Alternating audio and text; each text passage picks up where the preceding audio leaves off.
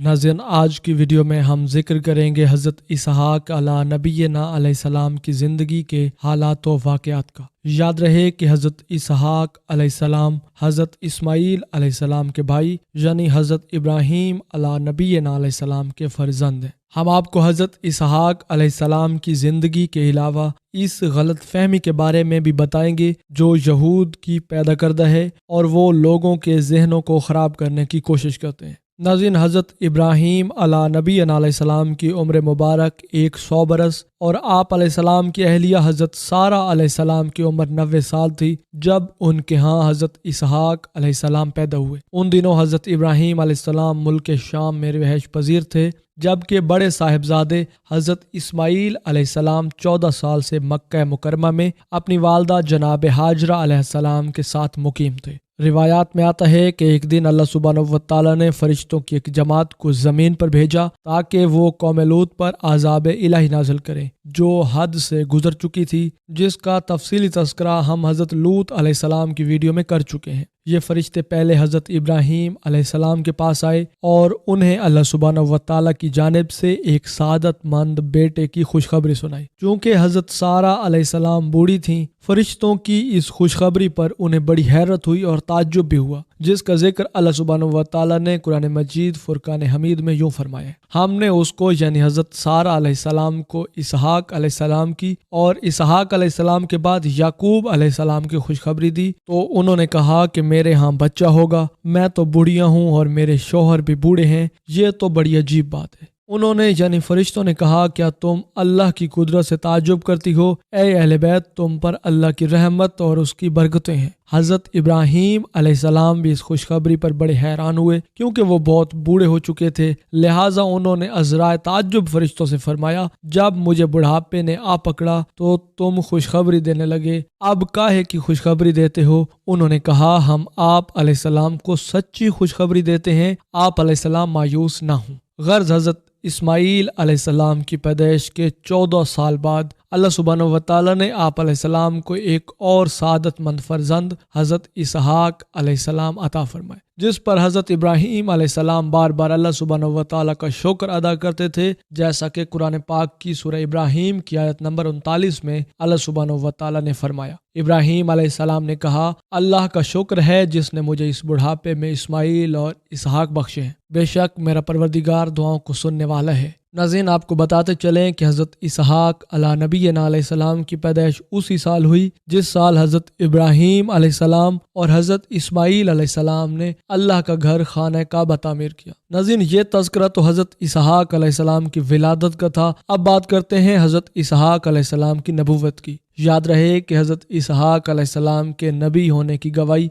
खुद कुरान करीम में मौजूद है, जैसा कि अल्लाह सुब्हानहू व तआला सूरह साफ़ात की आयत नंबर 112 और 13 में फरमाते हैं, और हमने उनको इसहाक अलैहिस्सलाम की बशारत भी दी कि वो नबी और नेकोकारों में से होंगे, और हमने उन पर और इसहाक अलैहिस्सलाम पर बरकतें नाजिल की थी, और उन दोनों की औलाद में साले लोग भी हैं और अपने आप पर सरी जुल्म करने वाले यानी गुनाहगार भी। याद रहे कि हज़रत इसहाक अलैहिस्सलाम को अल्लाह सुब्हानहू व तआला ने नबूवत अता फरमाई और आप अलैहिस्सलाम की औलाद बनी इसहाक कहलाई। बाद अज़ां बनी इसराइल में जितने भी नबी पैदा हुए सब के सब आप अलैहिस्सलाम की नस्ल ही से थे। चुनाचे कुरान पाक की सूरह अनकबूत की आयत नंबर 27 में अल्लाह सुब्हानहू व तआला फरमाते हैं, और हमने उन्हें इसहाक अलैहिस्सलाम और याकूब अलैहिस्सलाम बख्शे और उनकी औलाद में पैगम्बरी और किताब मुकर्रर कर दी। उनको दुनिया में भी उनका सिला इनायत किया और वो आखिरत में भी नेक लोगों में होंगे। नाज़रीन, जहाँ तक बात है हज़रत इसहाक अलैहिस्सलाम की शादी की, तो रिवायात के मुताबिक हज़रत इसहाक अलैहिस्सलाम की शादी हज़रत इब्राहीम अलैहिस्सलाम के भाई नाहूर की पोती रुफ़का से हुई।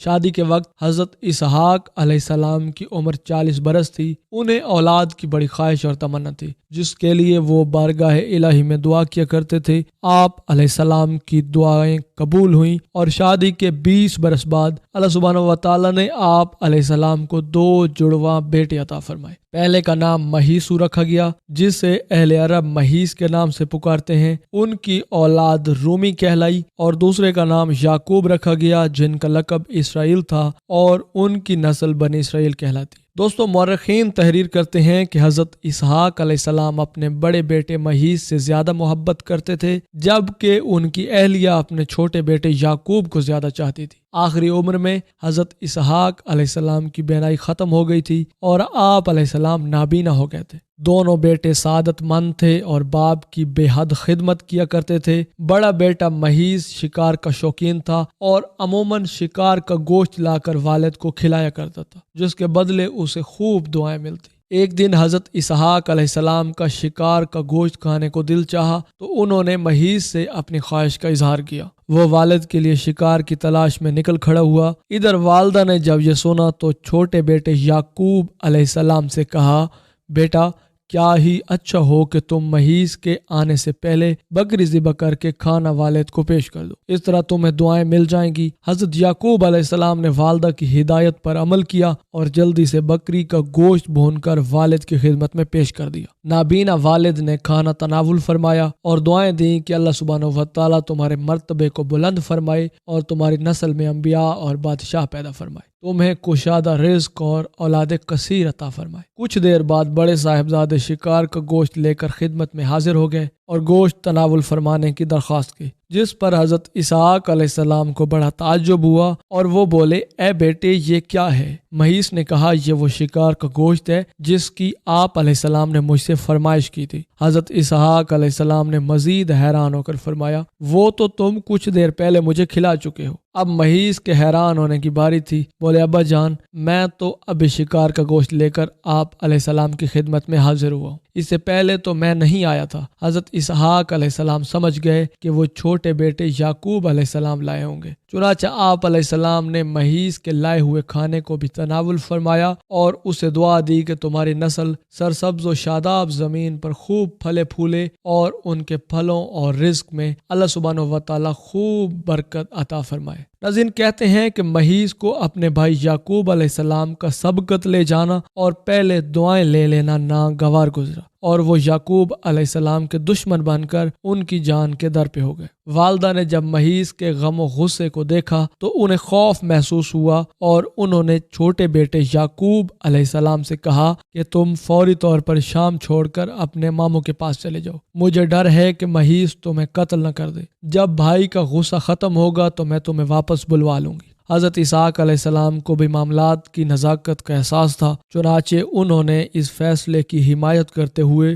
حضرت یعقوب علیہ السلام کو فوری چلے جانے کا مشورہ دیا۔ یوں حضرت یعقوب علیہ السلام والد اور والدہ سے دعائیں لے کر ملک شام سے ہجرت کر گئے۔ ناظرین اب بات کرتے ہیں اس غلط فہمی کی جو حضرت اسحاق علیہ السلام کے حوالے سے تورات میں تحریف کے ذریعے پیدا کی گئی ہے۔ کہتے ہیں بنی اسرائیل نے اللہ سبحانہ و تعالیٰ کی کتاب تورات میں تحریف کرتے ہوئے حضرت اسحاق علیہ السلام کو ذبیح اللہ قرار دیا ہے۔ تورات میں یوں تھا کہ اللہ سبحانہ و تعالیٰ نے اپنے اکلوتے بیٹے کو ذبح کرنے کا حکم دیا۔ اسرائیلیوں نے اس میں تحریف کر کے یوں کر دیا، اللہ نے حضرت ابراہیم علیہ السلام کو اپنے پہلے بیٹے اسحاق علیہ السلام کو ذبح کرنے کا حکم دیا۔ یہاں لفظ اسحاق ان کی طرف سے تورات میں اضافہ ہے اور یہ سراسر جھوٹ اور بہتان اور گمراہی ہے، جس کی وجہ بنی اسرائیل کا اہل عرب سے حسد ہے، کیونکہ اللہ سبحانہ و تعالیٰ نے جس وقت ذبح کا حکم دیا اس وقت حضرت اسماعیل علیہ السلام ہی اکلوتے بیٹے تھے۔ بنی اسرائیل اہل عرب سے اس لیے حسد کرتے ہیں کہ اہل عرب حضرت اسماعیل علیہ السلام کی نسل سے ہیں اور ان میں سب سے افضل عظیم المرتبت اللہ کے آخری پیغمبر حضرت محمد مصطفیٰ صلی اللہ علیہ وآلہ وسلم ہے۔ بنی اسرائیل کی شدید خواہش ہے کہ وہ عظیم اور جلیل القدر شرف و مرتبہ جو مسلمانوں کو ملا ہے اسے غلط قرار دے کر خود سے منسوب کر لیں، اور اپنے اسی مذموم اور چھوٹے منصوبے کی خاطر انہوں نے اللہ کی کتاب تورات میں بھی تبدیلی کر ڈالی۔ تفسیر ابن کثیر میں واقعہ بیان کیا گیا ہے کہ ایک یہودی عالم حضرت عمر بن عبدالعزیز علیہ الرحمہ کے زمانے میں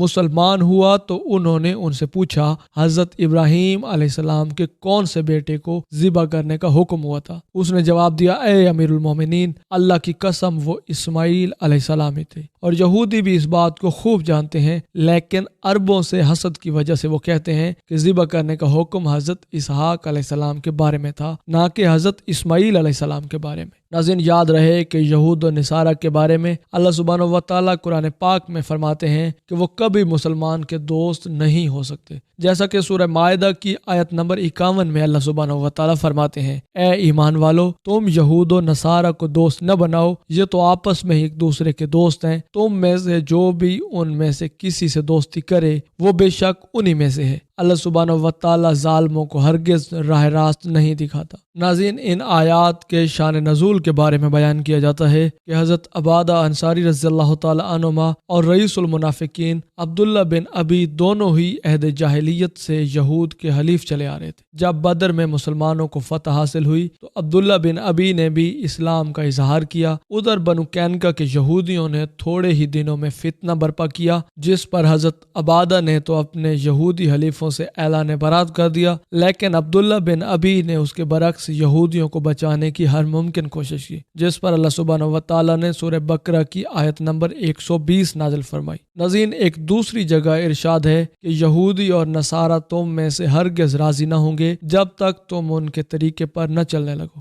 ناظرین، یہاں مسلمانوں کے لیے ایک لمحہ فکریہ ہے۔ یہاں مسلمانوں کو اس بارے میں سوچنا چاہیے، کیونکہ آج ہم نہ صرف انہیں اپنا دوست، ہمدرد اور خیرخواہ سمجھتے ہیں، بلکہ انہیں راضی کرنے کے لیے ان کے رہن سہن، کھانے پینے، اٹھنے بیٹھنے، لباس و اقدار کو اپنانے کو باعث عزت و افتخار سمجھتے ہیں۔ ناظرین، ہمیں اجتماعی اور انفرادی طور پر یہ سوچنے کی ضرورت ہے کہ جن قوموں کو قرآن پاک بتاتا ہے کہ وہ تمہاری دوست نہیں ہو سکتی، آج ہم انہی قوموں کے پیچھے چل رہے ہیں۔ اللہ سبحانہ و تعالی ہماری حفاظت فرمائے۔ ہم بات کر رہے تھے حضرت اسحاق علیہ السلام کی، تو یاد رہے کہ اللہ سبحانہ و تعالی نے اپنی کتاب مقدس قرآن پاک میں حضرت اسحاق علیہ السلام کا ذکر 16 مرتبہ فرمایا، اور قرآن مجید میں مختلف مقامات پر حضرت اسحاق علیہ السلام کے نام کا تذکرہ ملتا ہے۔ مثلا سورہ انبیاء کی آیت نمبر 72 میں یوں ہے، اور ہم نے انہیں عطا فرمایا اسحاق اور یعقوب جیسا پوتا۔ سورہ صافات کی آیت نمبر 112 میں ہے، اور ہم نے بشارت دی اس حق کی کہ وہ نبی ہوگا، اور سورہ انعام کی آیت نمبر 84 میں یوں ارشاد ہوا، اور ہم نے اس یعنی ابراہیم کو اسحاق اور یعقوب عطا فرمائے، اور ہر ایک کو ہم نے ہدایت دی۔ اسی طرح بخاری مسلم میں حضرت ابوذر رضی اللہ تعالیٰ عنہ سے مروی ہے، فرماتے ہیں کہ میں نے اللہ کے رسول صلی اللہ علیہ وآلہ وسلم سے سوال کیا، پہلی مسجد کون سی بنائی گئی؟ نبی مکرم صلی اللہ علیہ وآلہ وسلم نے فرمایا مسجد حرام۔ میں نے عرض کیا پھر کون سی؟ تو آپ صلی اللہ علیہ وآلہ وسلم نے فرمایا بیت المقدس۔ میں نے عرض کیا دونوں کے درمیان کتنی مدت تھی؟ فرمایا 40 سال۔ ناظرین، بیت المقدس کی بنیاد حضرت یعقوب علیہ السلام نے رکھی۔ واضح ہوا کہ حضرت اسماعیل علیہ السلام اور حضرت ابراہیم علیہ السلام کی تعمیر کعبۃ اللہ کے 40 سال بعد پوتے حضرت یعقوب علیہ السلام نے بیت المقدس کی بنیاد رکھی، اور بعد میں اس کی تعمیر حضرت سلیمان علیہ نبینا علیہ السلام نے مکمل فرمائی۔